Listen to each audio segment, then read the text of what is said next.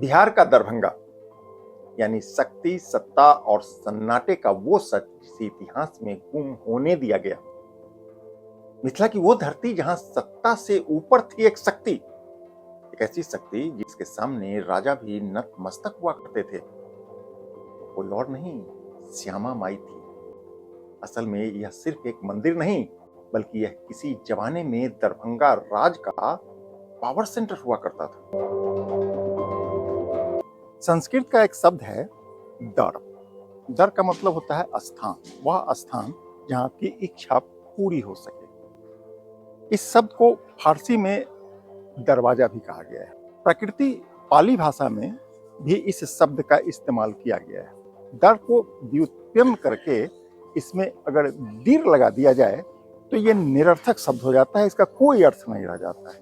लेकिन अगर इस दीर में मन उपसर्ग जोड़ दिया जाए तब बन जाता है मंदिर, अर्थात वह स्थान जहां मन को सुकून मिले, शांति मिले, आत्मा को एक आभासी दुनिया से संपर्क करने का मौका मिले।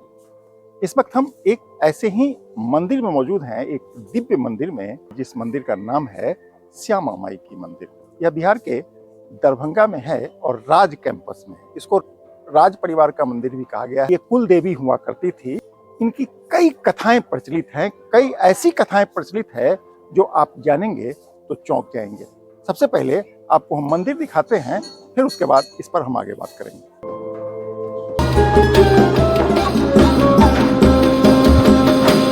अंजुमन में आपका स्वागत है।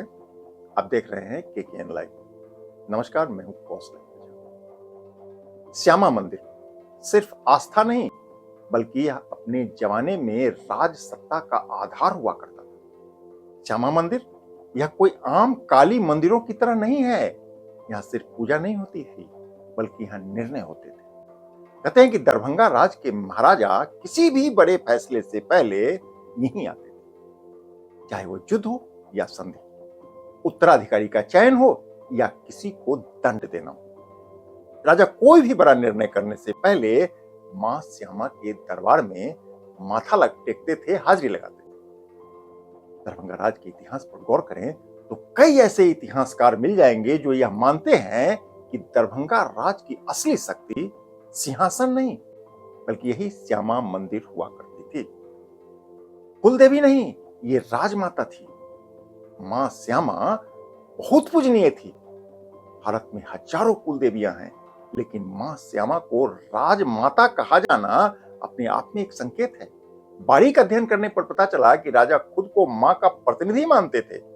सत्ता को ईश्वरीय आदेश का रूप माना जाता था। एक समय था जब जनता के बीच यह धारणा बन गई कि राजा नहीं, बल्कि स्वयं मां शासन कर रही है। यही वो वजह थी कि दरभंगा राज में कभी विद्रोह नहीं, और हुआ भी तो बहुत ही नाममात्र। बहुत कम लोगों को पता है कि वास्तव में यह एक काली मंदिर है।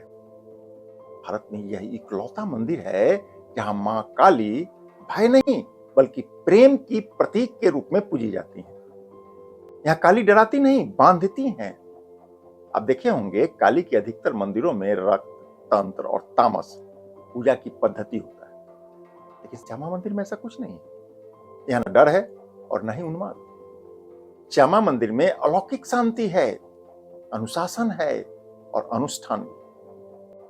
मंदिर परिसर में भय नहीं, बल्कि भव्यता का दर्शन होता है, मानसिक शांति की अनुभूति होती है। ऐसा प्रतीत होता है जैसे यह कोई मंदिर नहीं, बल्कि मन को स्थिर करने वाला दिव्य स्थान हो।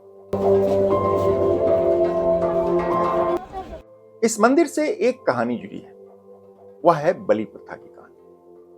कुछ लोक कथाओं में यहां बलि देने की बात भी कही जाती है, पर यह पूरा सच नहीं है।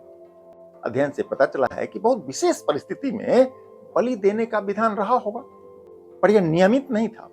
अत्यंत संकट की अवस्था में राजकीय निर्णय से शायद बलि दी गई हो, हालांकि इसका कोई भी प्रमाण मौजूद नहीं। उल्टे इसको लेकर विवाद है। कई जानकार बलि देने की बात को सिरे से खारिज करते हैं। मंदिर प्रशासन आज भी इस विषय पर खामोश है। मैं भी दावे के साथ इस विषय पर कुछ भी कहने की स्थिति में नहीं। चलिए विषय बदलते हैं। काली अमावस की रात। जी हां, काली अमावस की रात।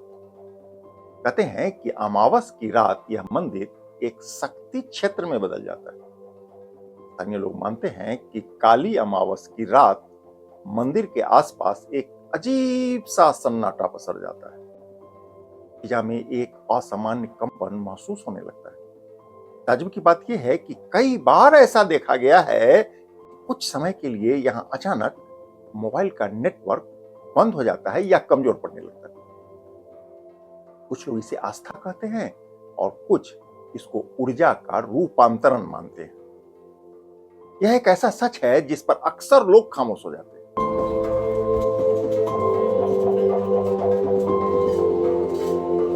अभी एक और रहस्य बाकी है, आप जानेंगे तो हैरान रह जाएंगे। कहते हैं कि अमावस की रात यहां जलने वाला दिया टाइम जोन को पार कर जाता है।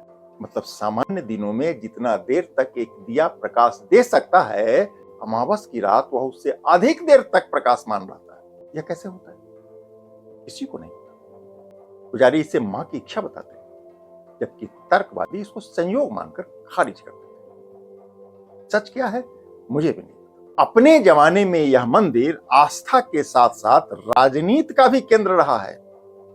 आज भी आस्था का यह केंद्र बना हुआ है। सत्ता बदल गई लेकिन आस्था आज भी जीवित है। इतिहास के अवलोकन से पता चलता है कि यह मंदिर सिर्फ पूजा का स्थान नहीं, बल्कि एक पूरे सिस्टम की रीढ़ बना हुआ है।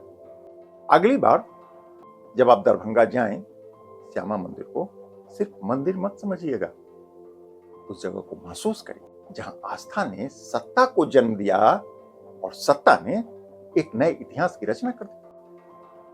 यदि ऐसी कहानियां आपको झकझोरती है, वीडियो को जरूर शेयर कीजिए और बताइए कि क्या आस्था सत्ता से ऊपर है या सत्ता आस्था का इस्तेमाल कर ले।